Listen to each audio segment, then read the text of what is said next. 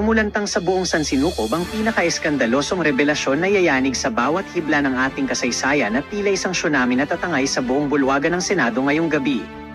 Sa isang hindi inaasahang kaganapan na tila kidlat na tumama sa gitna ng katahimikan, hindi na raw nakayanan ni dating Senate President Tito Sotto ang bigat ng mga pasabog at tuluyan itong hinimatay sa gitna ng isang selyadong hearing. Ayon sa ating mga espiyang nakatago sa bawat madilim na kanto, huling-huli sa kamera ang panginginig ng kanyang mga kalamnan habang inilalantad ni Rodante Marcoleta ang mga dokumentong selyado ng ginto at bakal na naglalaman ng mga lihim na transaksyong pilit na ibinaon sa limot sa loob ng maraming dekada. Hindi makapaniwala ang buong mundo sa nakakangilong eksenang ito kung saan ang dating matikas na leader ay tila naging abo ang tapang at bumagsak sa sahig sa harap ng mga otoridad at nagbabagang ebidensya.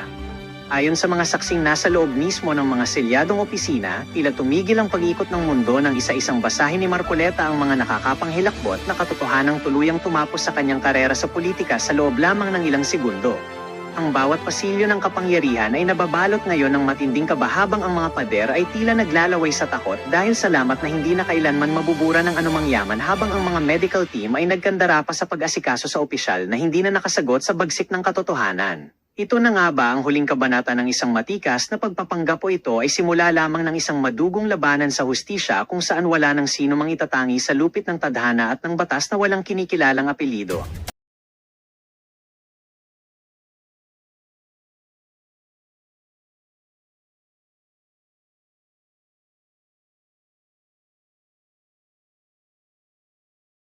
Robin Padilla, meron ba demolition job dyan sa Senado para kay Senator Robin Padilla? Yun ang sinasabi ni Senator Robin Padilla. Bakit hindi kumibo ang pamunuan ng Senado hindi sumagot sa fake news sa pinakalat ng punyetang Rappler? Nagpapak-check ang mga punyetang yan. Sila mismo mga fake news. Ang nagpapaliwanag na hindi ko po ginawa. Ang tanong ko po, meron po ba tayong tinititigan sa tinitingnan dito? Kasi napakabigat po ng akusasyon na ito sa harapan po ng ating bandila. Ako po yung magngangat-ngat. At gusto ko pong ipaalam sa ating mga kasama, kung politika lang, handa po ako mag-resign. Ako? Pero pagka-religion ko po ang pinag-usapan, kahit sino sa inyo, paano gusto nyo? Tinakot po niya si ulitin. Kahit sino sa inyo, kung anong gusto nyo. Bad boy nga yan Ginigising nyo na naman yung pagka-bad boy niya Ex-convict yan Nakakalimutan ni School Bukol Kasi kung ikaw ay Senate President, may kinantil sa mga tao mo dyan sa Senado at may inagrabyado, magsasalita ka. Tatawagin mo si Robin. Binoy, anong nangyayari? Bakit mayroon ako nabasang balita dito? Totoo ba to? Totoo to? Sasagutin natin to. Pasasagutin natin yung Rappler. Totoo ba to? Hindi. Hindi pala Tatawagan ko yung Rappler. Rappler, magbayad ka ng 10 million kay Robin Padilla. Ano yan? Katarataduan na sinabi ninyo. Diba? Dapat ganun ang ginawa ng pamunuan ng Senado. Kaya lang, parang merong demolition job para kay Robin Padilla. Walang kumikibo Walang kumikibo. Ano pang ibig sabihin yan? Siyempre, hindi naman bobo si Robin Padilla, mga kareaksyon. Mararamdaman ni Robin Padilla kung merong demolition job para sa kanya. Anong sabi niya? Kahit sino sa inyo. Kung very religious po pala yun, mga kareaksyon. Very religious yung ganon, yung pagturo. Very religious pala sa kanila yun. Ito dito po talaga umakyat ang yagballs ni School Bukol. Journalist ito, isang istasyon, na sinasabi na ako daw po ay nagngat-ngat dito sa loob ng Senado. Ito po ay ano po yung middle finger po. Habang nagtayo daw po ay nagsasagawa ng lupang hinirang, nagpa-flag ceremony, ako daw po ay nagngat-ngat. At ito po ay naging malaking issue. Ako po ay nagtataka, Ginoong Tagapangulo, sapagkat noong pong dati na binigyan ako ng issue na isang chismis, naglabas po kaagad ang ating Sergeant of Arms ng report at binigay niya po kaagad sa media. Ito po, wala pong kahit na sino ang nagpapaliwanag na hindi ko po ginawa. Ang tanong ko po, meron po ba tayong tinititigan sa tinitingnan dito? Kasi napakabigat po ng akusasyon na ito sa harapan po ng ating bandila. Ako po yung magngangat-ngat. At gusto ko pong ipaalam sa ating mga kasama, kung politika lang, handa po ako mag-resign. Pero pagka-religion ko po ang pinag-usapan, kahit sino sa inyo, paano gusto nyo? O, di ba? Kahit sino sa inyo, ano gusto nyo? Pag religion ang pinag-usapan, wag religion, wag. Wala pong problema. Pero wag pong religion ko. Hinihingi ko po, wag pong religion ko, mahal na tagapangulo. Tama. Dahil ito po yung malaking kabastusan sa amin. Ito po, ang sinisip na ko po, ito po yung nag-iisang Diyos. Dito po nakasalalay ang aming pananampalataya. Handa po kaming magpakamatay para dito. Sana po wag pong gamitin ito para siraan ako. Dahil sinasabi ko po, mahal na tagapangulo, kung gusto niyo ako mag-resign, ngayon na, kung gusto ninyo.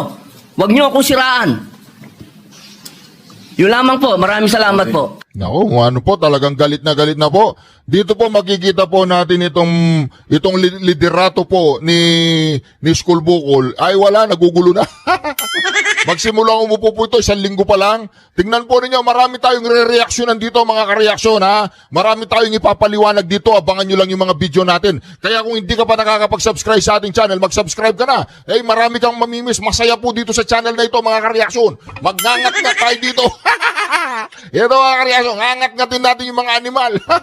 Ito, tuloy. Tama po kayo, pero ngunit ang inyo pong lingkod bilang Pangulo, nung nakita ko po yan, ang sinabi ko sa kanila, tingnan muna nila yung mga litrato sapagkat nagpakita ng ibang litrato na kayo ay ang pintuturo ang nakataas. Hindi, wag ka magpaliwanag ngayon. Wala ngang opisyal. Binastos na yung senador mo, School Bukol. Binastos na yung senador mo hindi ka pa kumibo Binastos na yung senador mo in a national scale. Binastos na. Walang formal na pagkundina galing sa pamunuan mo. Ngayon, nag-explain ka? Kay School Bukulan yan. At may eksplenasyon na ito ay isang religious practice kapag kayo ay nagsasampalataya sa bandila. Baka lang hindi nakarating sa inyo yung eksplenasyon na sinabi ko. Kaya ipagpatawad nyo na kung ang Sergeant at Arms, so ang mga journalist natin ay hindi nila napansin yan. Hindi, wag ganyan. Walang laging pagpatawad. Kung hindi mo kaya, kung wala kang alam, umalis ka dyan. Wag kang mag-Senate President. Ano yan? Pag nagkakamali ka, laging pagpatawad mo na? Kapag hindi mo alam ang gagawin mo, pagpatawad mo na? Mamaya, marami siyang humingi ng tawad ito. Ito yung Senate President na laging humingi ng tawad. Pagpatawad mo, walang alam. Pag nagkakamali, patawarin mo ako, hindi ko alam ang ginagawa ko Senate President naman, may nagkamali na naman. Patawarin mo ako, hindi ko alam ang ginagawa ko Makinig po kayo sa Senate President na laging humingi ng tawad sa mga senador. Ngunit ako mismo, nung tinanong nila, sinabi ko na tingnan nila. Merong mga pinakitang litrato ninyo sa kabilang side. Hindi, uli na lang yun uli na lang sa social media yon. Pero ikaw, pinabayaan mo yung sitwasyon. Hindi mo inalalayan si Binoy, hindi mo siya pinoprotektahan. Puro na lang patawarin. Ano yan? Yung iba pag nagkasala, kulong ka agad Yung iba pag nagkasala, sibak ka agad Ikaw ganyan, tawad lang ganoon. Bumaba ka dyan, malis ka dyan, wala kang alam. Na malinaw na hintuturo ang inyong pinapakita. Kaya patawarin nyo na silang ng mga nagkamali at medyo natanga ang pananaw. Opo, mainam po sana maglabas din po ng formal na investigasyon at formal na pahayag ang Senado patungkol po dito. O di ba? Siya mismo humingi siya ng tulong sa pamunuan. Mag-imbestiga tayo dito, bakit ganitong ginagawa nila? Meron bang demolition job sa mga minorya? Una, binanata si Jinggoy at si Villanueva. Ngayon, binabanata si Binoy. Ano bang nangyayari dyan? Meron ba talagang nangyayaring demolition job sa hindi ka tatagal sa Senate President? Maniwala po kayo sa akin.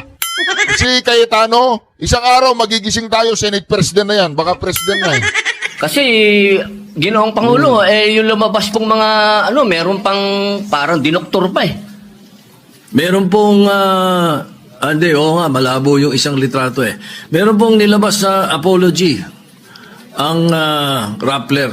Opo. Sa inyo. Opo. Na ito ay mali ang pagkakasabi nila na... Hindi, wala yung apology. Kinatay nyo na yung tao Oo, nasira na yung tao eh, marami na nakakita, marami nang na-disappoint kay Robin Padilla. Ganun ba 'yon? Ganun ba yung palimbawa pag boom, ay sorry, patawarin na kita. Wala na, patay na. Patay na. Wala bang pananagutan yan? Ganun lang, sorry lang. Hindi. May pananagutan yung Rappler na yan. Fake news eh. Fake news yan eh.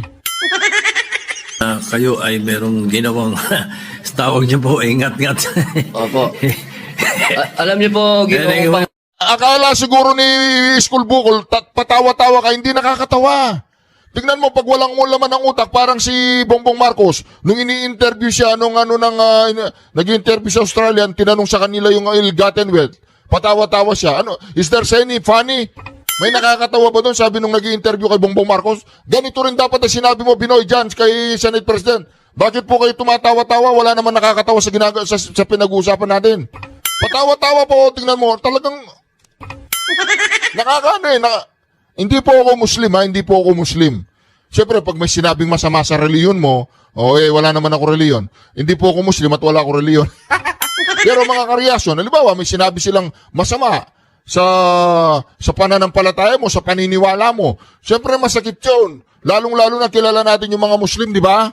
Iba yung nila iba yung pananampalataya ng mga dapat respetuhin natin. Huwag natin pakialaman yung pananampalataya ng Muslim. Di ba, minsan, may magsasabing, halimbawa, may nagsabing masama kay Jesus Christ, patawarin na lang natin kasi sabi ni Jesus Christ, patawarin. Pero sa mga Muslim, pag may ginawa kang masama, ayon sa kanilang kautusan, may consequences yan. Sabi ko na sa inyo may consequences yan, Kaya kahit sa mga Kristiyano, may mga Kristiyano din na pag nagsalita ka ng masama sa kanilang sekta, may kalalagyan ka. Ganon din yan sa mga Muslim. Itong tingnan nyo, patawa-tawa po. Kala mo may nakakatawa tingnan nyo ha. pas pong mga, meron pang parang dinoktor pa eh. Meron pong, malabo yung isang litrato eh. Meron pong nilabas sa apology ang Rappler Opo. sa inyo. Opo. Na ito ay mali ang pagkakasabi nila na kayo ay merong ginawang tawag niyo po, ingat-ngat. Di ba? Alam niyo po, Kala niya nakakatawa, pero halatang halata, meron demolition job kay Binoy. Meron pong demolition job kay Binoy mga karya. Ay, patawa-tawa eh. Parang kinakalma niya si Binoy eh. Siyempre, kakalmayin niya, takot na. Kahit sino sa inyo dyan. Kahit sino sa inyo, anong gusto niyo, walang problema. Bad boy yan bad boy. Ginoong Pangulo. Humingi ng tawad sa inyo. Ayan eh. Opo, pero napakainam po kung manggagaling po sa Senado. Yun. Sapagkat marami naman pong camera dito ang magsasabi na hindi ko po ginawa yan. Hindi ko po magagawa yan.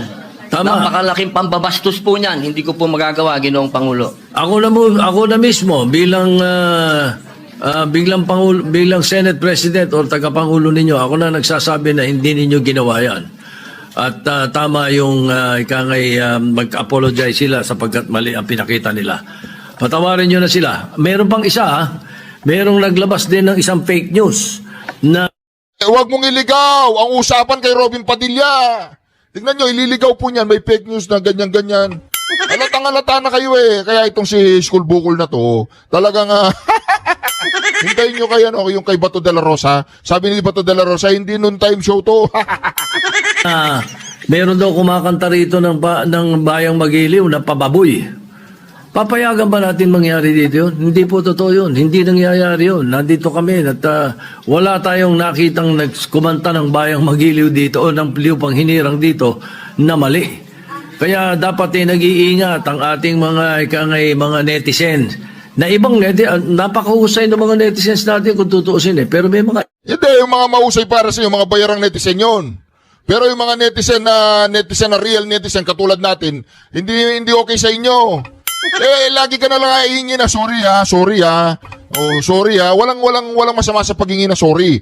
Pero, naku naman, Senate President ka, ang gagawin mo dyan, palaging nagsosorry. Ano mangyayari sa Senado? ilan nakakasingit talaga ng mga fake news na ganyan. Siguro masyado. Siya na nagsabi ha. Siya na nagsabi yung Rappler fake news. Nakasingit yung Rappler fake news. Di ba? Nakasingit daw fake news Kayong popular, kaya kayo pinag-initan. Maraming salamat po, Ginoong Pangulo. Wala po nga naman.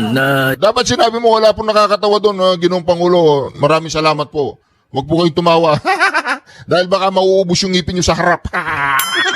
Yes, Senator De La Rosa. Before we recognize Senator Bato de la Rosa, if he gives me the chance to help our distinguished colleague, Senator Robin Hood Padilla, kung gusto niya po, siya naman po ang chairman ng Committee on Public Information. We can refer his manifestation to his committee and he can look deeper into it kung okay sa kanya. Opo, kung yun po ang mamarapatin at pinakamaganda, opo. Maraming salamat po, opo, Pinuno Mayoría. All right, so At any least- objections? Yes, kasi Mr. President, he can also invite PRIB because the PRIB of the Senate, pag may mga ganyan, pag lumabas ka agad, pwedeng i-counter ng PRIB. Hindi na maghihintay po si Senator Yun ang sinasabi natin. Kapag merong issue ang mga senador, tawagan mo yung senador, kausapin mo, totoo ba to? Hindi. O maglabas kayo ng statement, hindi totoo yan. O malicious yan. Sabi nga ni Senator Alan Peter Cayetano, malicious, maling, delicious, malicious.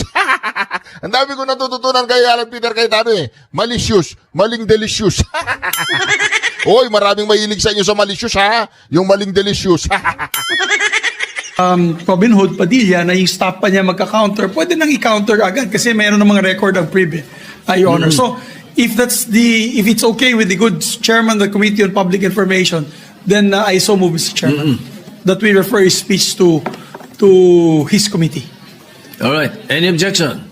Chair hears none. The speech or the manifestation of the senator from Mindanao be referred to the Committee on Public Information and Mass Media.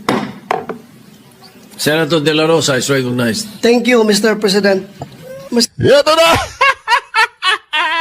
Hindi nun time show yan, hindi nun time show. Pakinggan po ninyo mga karyason, hindi nun time show yan. Hindi nun time show. Ito na po. Mr. President, since nabanggit mo na lang rin lang na yung pagpangalaga sa lahat ng miyembro ng Senado ay isang tungkulin ng Senate President. I just would like to bring to the attention of the Senate President. I came across with the news. Now, when the Senate President was asked by a certain Christian Esguerra regarding the minority taking up the question about the custody of Bryce Hernandez. Ito po ang sagot ng ating Senate President, which I find it very, very, very sad because being the Senate President, we hope that you are going to take care of not only the majority, because you're not the majority leader, you're the Senate President, and we hope that the majority and the minority will be taken care of by the leadership of the Senate. And if I quote your answer, Mr. President, gimmick yan ng minority. Hindi ba nila naiisip na baka si Martin Romualdez ang tuta ko? Makabintang sila porque pinagbigyan ko yung TRICOM, tuta na ako. May ginawa ba akong illegal? Yung request ng House of Representatives, illegal? Hindi. Ang gusto ninyo, awayin ko yung House of Representatives on day one. Mamatay sila sa sama ng loob. So, malungkot lang ko doon, dalawang punto, Mr. President. Unang-una, yung mamatay sila sa sama ng loob. Kami, Mr. President, hindi mo po kami mapatay sa sama ng loob dahil hindi na po masama ang loob namin dahil tanggap na namin na kami ang minority. Dahil kung ganon, kailangan klaruhin natin yung ating rules. Thank you, Mr. President. Before I recognize the majority leader to place on record the recommitment of Mr. Hernandez. When I said mamatay sila na sama ng loob, we were addressing the trolls. Because it was the trolls who were saying something to that effect. Wey! Wey! Ibig mo sabihin, trolls din yung siyam dyan? Trolls? Okay. Trolls yan, trolls. Trolls yan, trolls. Okay. Na misunderstood nila completely. No? I'm not supposed to do this. I'm not supposed to answer you here in the rostrum, but I cannot help but do that because you took the floor. Dapat bumaba ka, umalis ka muna dyan. Sa baba mo sagutin para wag mo sabihin unparliamentary. Mali ka rin eh. Dapat bumaba ka dyan, bumaba ka. Yung mamaya, bababa ka rin dyan kasi meron pa. And parang sinisita mo yung Senate President, which is very unparliamentary. But nevertheless, I will answer you. Parliamentary. Yung nga pagsasalita mo kung saan ang parliamentary din eh. No? Like, for example, yung sinasabi nila na sumunod daw ako kay Martin Romualdez. Just because I mentioned that Martin Romualdez called me, does not mean that ako'y sumunod sa kanya. The request was coming from the House of Representatives, and the request was to retain Hernandez in the Congress. At doon ako hindi pumayag. Is that being tuta?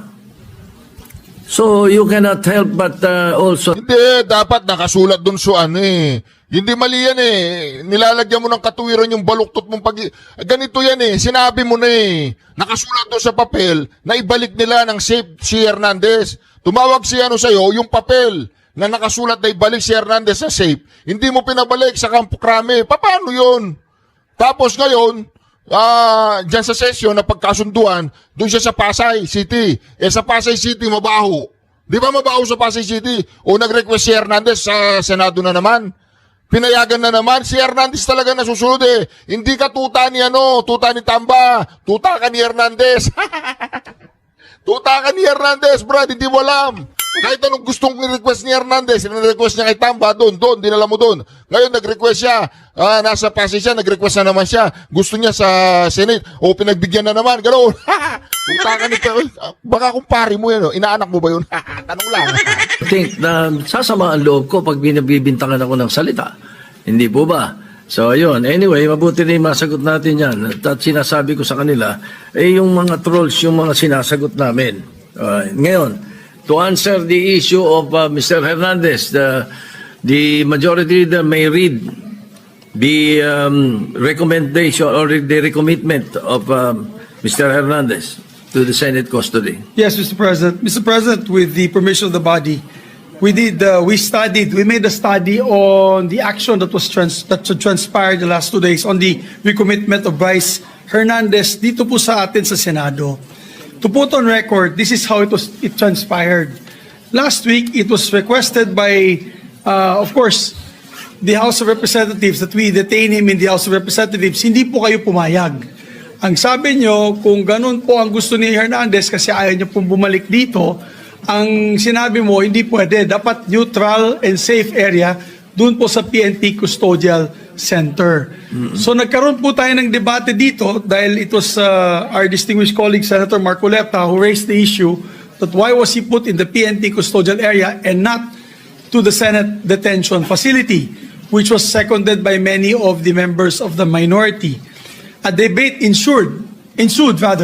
After the debate, I asked for a minute suspension and we all suggested na sa Pasay City Jail na lang po dahil malapit po sa Senado. Pero let's not forget the fact that originally, the position of the minority was to bring him back to the Pasay City detention. It was only I who made the recommendation during the break that we keep it in Pasay City Jail because I approached the minority and you all agreed to my recommendation. And then after we started the session once more, the motion was done by the minority, graciously done by the minority, to move him instead to the Pasay City Jail.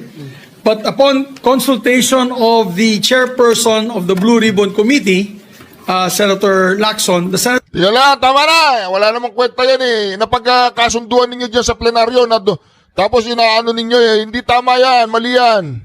Mali yan. Hindi tama yan. I-ano na natin. I-pass forward natin yan. Hindi tama yan. Dito muna tayo yan. Dito. Allow me some, magandang hapon po and allow me Mali yun eh. to clarify. Mali yun. Yung sinabi niya na si Marcoleta, binanggit niya na ganun. Doon sa press ko ni Marcoleta, hindi tama yun. Dito tayo. Ito, si Senator Alan Peter Cayetano muna tayo. For our own peace of heart and mind, and marami kasing nakikinig din na lawyers, legislators, para lang klaro yung records, no? There are a few things I rely on. I rely on rules. The Bible is full of rules, and I believe kung ano itanim, yan ang anihin. The Senate, may rules yan. So, minority, majority, sigurado tayong masusunod yung rule. And of course, sometimes we misquote each other or we have misunderstanding, but we find a way na mag-usap-usap. Minsan umiinit ang ulo. I thank Senator Bato for bringing it up. I thank the Senate President for clarifying that he was referring to those commenting outside because wala na po ni isa sa minority ang nagsabing tuta. I think that was comments outside the Senate. And it is fair game for whoever is alluded to.